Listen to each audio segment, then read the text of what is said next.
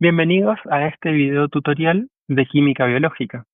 En esta oportunidad nos centraremos en el complejo piruvato deshidrogenasa, un complejo multienzimático que se encuentra en la matriz de la mitocondria que cataliza la conversión de piruvato en acetilcoenzima A. Esta enzima o este complejo de enzimas en realidad descarboxilan el piruvato en varios pasos. Entonces, esta reacción, que vemos como una reacción catabólica de un solo paso en este mapa de ruta metabólica, en realidad ocurre en varias instancias. Para que el piruvato se transforme en acetilcoenzima A, es necesario que la mitocondria tenga libre disponibilidad o libre acceso de oxígeno.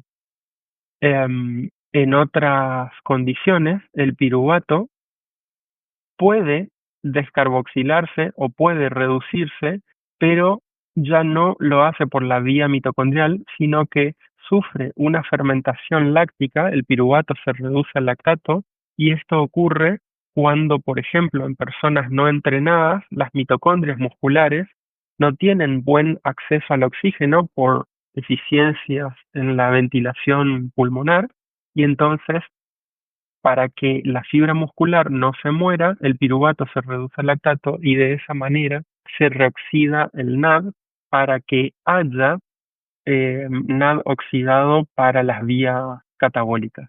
Otro destino que puede sufrir el piruvato es la reducción a etanol. Esto se da en los procesos de fabricación de bebidas alcohólicas o en los procesos de panificación, en donde ciertas levaduras hacen glucólisis a partir de la glucosa que se obtiene por hidrólisis de los almidones que están presentes en los cereales, y entonces luego ese piruvato se reduce a etanol. Centrándonos en el proceso que hoy nos interesa, la descarboxilación del piruvato y la producción de acetilcoenzima A, este piruvato que se genera como producto final de la vía glucolítica se traslada a la mitocondria, y en la mitocondria, en una primera reacción, el piruvato se descarboxila y el carbono 2 del piruvato queda unido a la enzima 1 del complejo piruvato deshidrogenasa. Como pueden ver acá, el complejo piruvato deshidrogenasa tiene tres enzimas que se denominan E1, E2 y E3, y cada una de estas enzimas están unidas a una coenzima que en el caso de la enzima E1 es el pirofosfato de tiamina, en el caso de la enzima E2 tiene dos moléculas de ácido lipoico, y en el caso de la enzima E3 tiene un FAD que en principio se encuentra oxidado. Entonces, en el primer paso, el piruvato se descarboxila, se genera una molécula de dióxido de carbono, que lo pueden ver aquí, y el resto del grupo acetilo queda unido al pirofosfato de tiamina de la enzima E1. Cuando el grupo acetilo queda unido al pirofosfato, no queda en la conformación de un grupo ceto en el carbono 2, sino que ese carbono se reduce y queda como etanol. ¿Mm? Si alguien se reduce, alguien se oxida, y en este caso, el átomo que se oxida es el carbono del grupo carboxilato que se oxida totalmente a dióxido de carbono. En una segunda instancia, este grupo acetilo, que quedó unido al pirofosfato de tiamina, se traslada al ácido lipoico que se encuentra en una forma oxidada. Entonces, el grupo acetilo que se encuentra reducido y el ácido lipoico que se encuentra oxidado cambian su estado redox cuando este grupo acetilo se transporta hacia E2.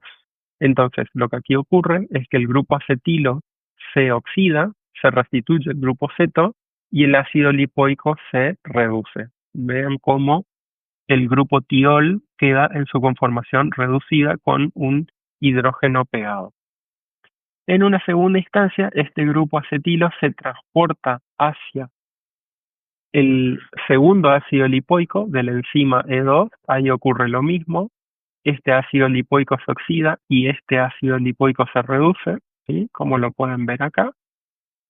Y finalmente entra al complejo piruvato deshidrogenasa una molécula de coenzima A, y esta coenzima A arranca el grupo acetilo del ácido lipoico que queda en su conformación reducida, o sea, este protón de la coenzima A se une al azufre al que estaba unido el grupo acetilo, el ácido lipoico se reduce y el grupo acetilo queda unido a la coenzima A. De esta manera se genera una primer molécula de acetilcoenzima A.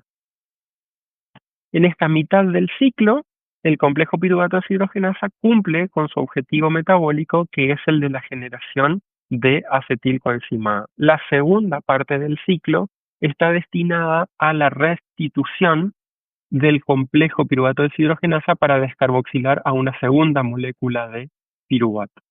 Entonces, en esta instancia, el FAD, que se encuentra en estado oxidado, le quita los dos protones al ácido lipoico de la enzima E2. De esa manera, el ácido lipoico se oxida y el FAD se reduce. Como la enzima E3 es funcional siempre y cuando el FAD esté oxidado, alguien tiene que oxidar a este FAD. Entonces ahí entra en juego una molécula de NAD que estuviera disponible en la mitocondria.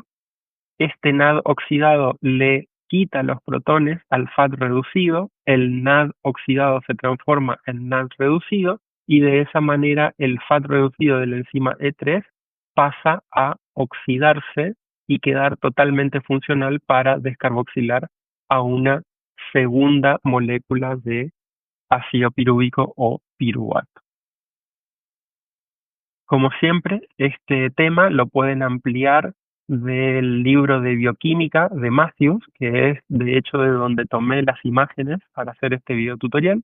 También tienen muy bien explicado este tema en el libro de química biológica de Blanc. Tienen mis datos de correo o pueden consultarme en las clases de consulta si es que después de ver este video tutorial aún les queda alguna duda. Muchas gracias por su atención.